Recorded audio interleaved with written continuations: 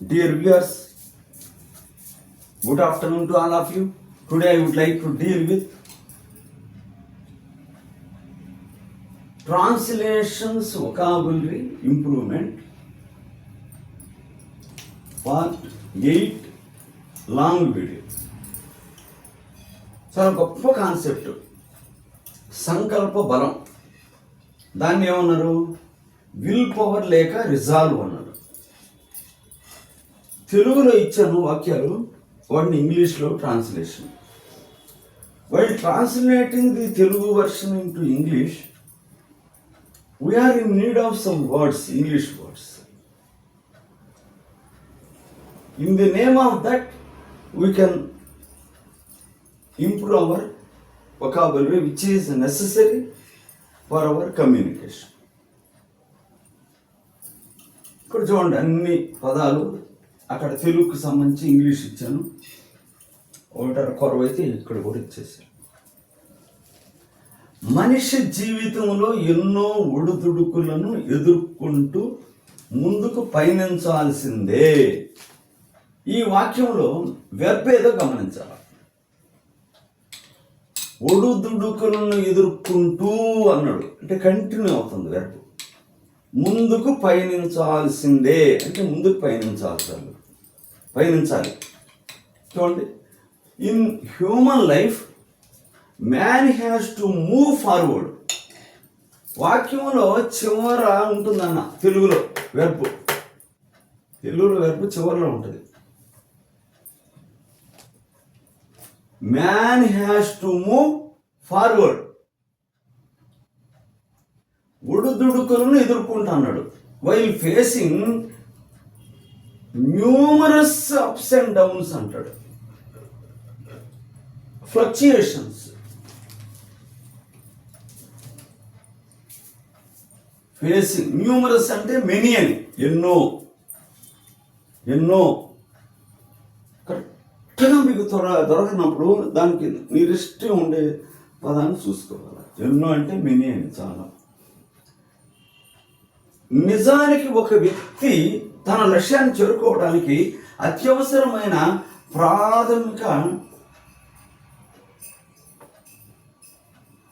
ఇంధనం ఏంది?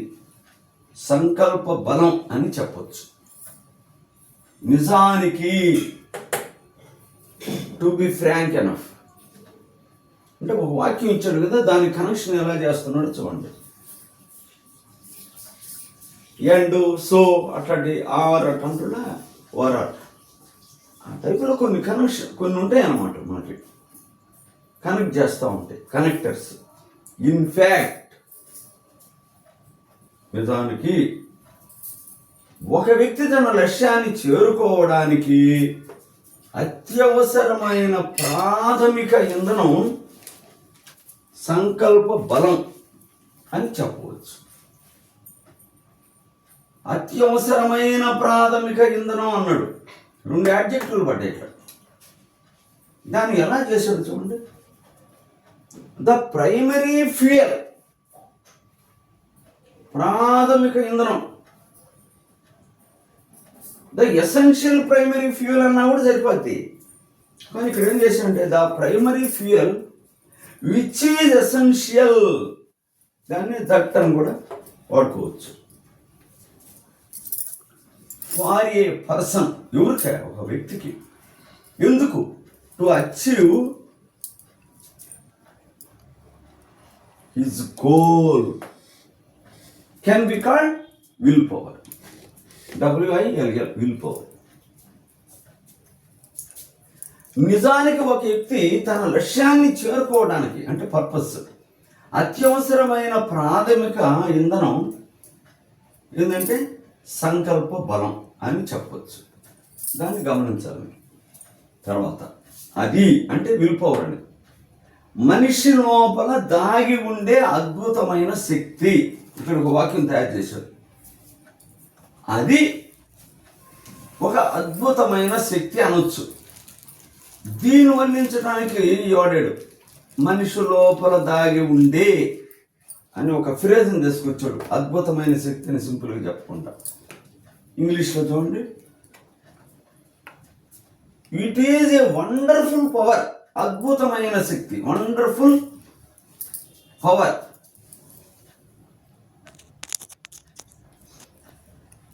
అద్భుతమైన అంటే చాలా ఉన్నాయి పదాలు.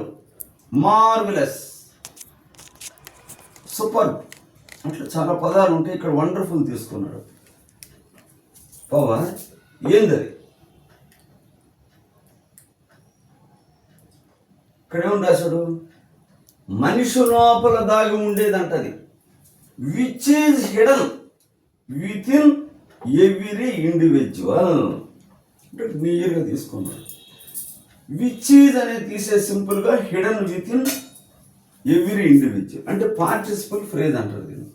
అందుకే మనం గ్రామం నేర్చేటప్పుడు పాయింట్లు నేర్చుకుంటూ రావాలి. ఫ్రేజులు రకరకాలు, ప్రిపోజిషనల్ ఫ్రేజులు, పార్టిసిపల్ ఫ్రేజులు, అలా రకరకాలుగా ఉంటాయి. అవి ఏందులో అనుకోకూడదు. అవి మీకు ఫెమిలియర్ చేయడానికి కోసంగా ఈ సాగుతో మనం చూస్తున్నాం. విచ్ ఈజ్ హిడన్ అంటే కాంప్లెక్స్ సెంటెన్స్ అయిపోద్ది. సింపుల్గా హిడన్ అన్నాడు అనుకో, ఫ్రేజ్ కదా. ఇక్కడ ఫైనైట్ వర్బ్ లేదు, అందువల్ల ఇదేముందంటే సింపుల్ సెంటెన్స్ దారి తీస్తుంది. It is a wonderful power hidden within every individual. Right side చూడండి. ప్రతి ఇండివిజువల్ లోపల దాగి ఉన్న ఒక అద్భుతమైన శక్తి. In that will power. It is a great quality. పైకి రండి. అది మనిషి లోపల దాగి ఉండే అద్భుతమైన శక్తి అయిపోయింది. తర్వాత అది ఏదైనా చేయాలనే కోరికతో, అది అంటే విల్ పవర్. అది ఏదైనా చేయాలనే కోరికతో పాటు, కేవలం కోరికే కాదు, ప్రతి ఒక్కరికి ఉంటాయి కోరికలు, దానిని నెరవేర్చే దృఢ నిర్ణయం, అకుంఠిత దీక్ష లేక పట్టుదల. అన్ని కాంబినేషన్లు అన్నమాట. సంకల్ప బలం అంటే కోరిక ఉండాలా, సంకల్పం కోరిక ఉండాలా, మళ్ళీ సాధించాలనేటువంటి పట్టుదల కూడా ఉండాలని అంటాడు. ఇంగ్లీష్లో అని చెప్పాడు. It is a great quality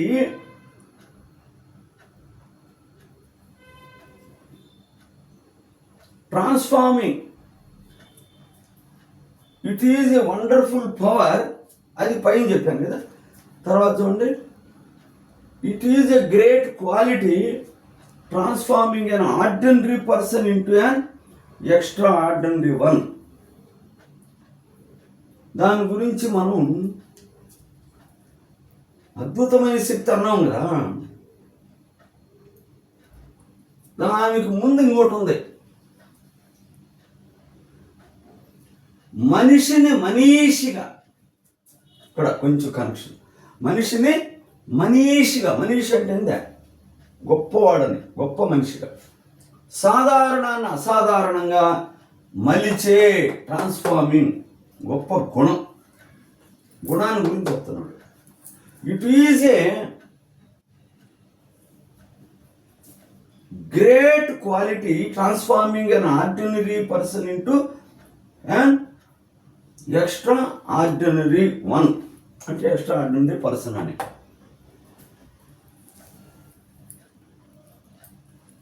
తర్వాత అది ఏదైనా చేయాలని, ఇప్పుడు రండి, అది ఏదైనా చేయాలనే కోరికతో పాటు దానిని నెరవేర్చే దృఢ నిర్ణయం, అకుంఠిత దీక్ష, పట్టుదల అని అంటాడు. It is not only the desire to accomplish, to achieve something, but also the firm determination, నిర్ణయం, and unwavering perseverance. అకుంఠిత పట్టుదల. పర్సెవరెన్స్ అంటే ఏందా? పట్టుదల. ఇక్కడ రాశాను. పర్సెవరెన్స్ లేక టెనాసిటీ. అన్వ్యావరింగ్ అకుంఠిత, కుంటుబాధ అనమాట. అది స్టబర్న్గా ఉంటుంది. Unwavering perseverance. ఎందుకు? To make it materialize or happen. ఆ డిజైర్ని మెటీరియలైజ్ చేయటం అంటే ప్రాక్టికల్గా నెరవేర్చడం, దాన్ని ఒక రూపాన్ని తేవటం, దానికి రియాలిటీలోకి తీసుకురావటం. అట్లే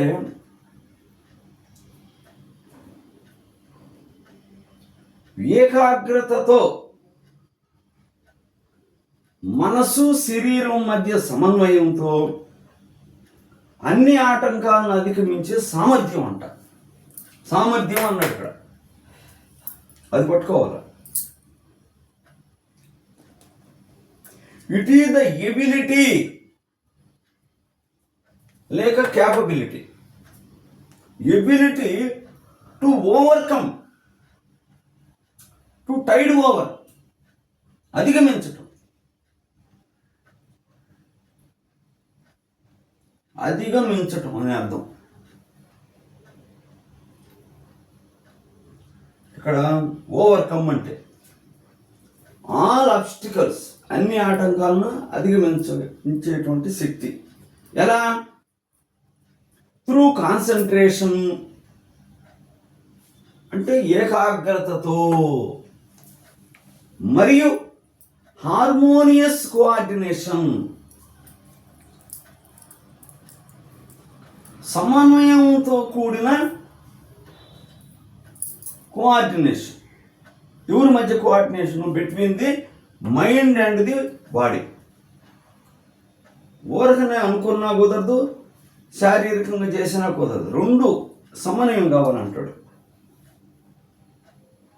ఇట్ ఈస్ ద ఎబిలిటీ, ఏది విల్ పవర్ అనేది, ఈ the ability to overcome all obstacles, ఆటంకాలన్నింటినీ కూడా అధిగమించడం త్రూ కాన్సన్ట్రేషన్, ఏకాగ్రతతో, and harmonious coordination between the mind and the body.